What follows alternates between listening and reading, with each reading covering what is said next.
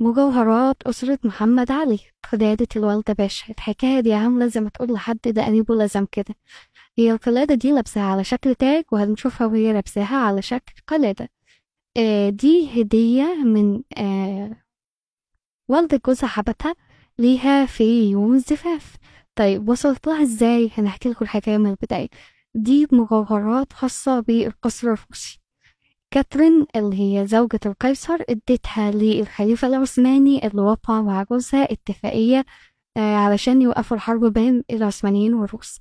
السلطان العثماني اداها للخديوي إسماعيل، اللي الخديوي إسماعيل اداها لابنه الخديوي توفيق.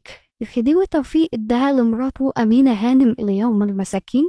أمينة هانم ادتها لابنها الخديوي عباس حلمي التاني.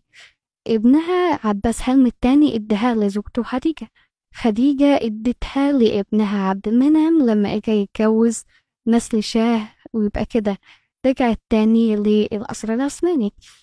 ما تصدرش ليه؟ ما تصدرتش لابنها قدمت احتجاج انها من العثمانيين ومش من أسرة محمد علي عشان يصدروا أمريكا. التحفة الفنية دي اتباعت 63.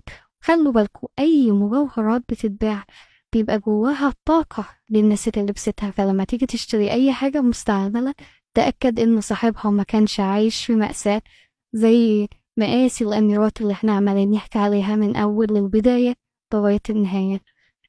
كده خلصت حكاية قلادة الوالدة باشا، خلص الكلام.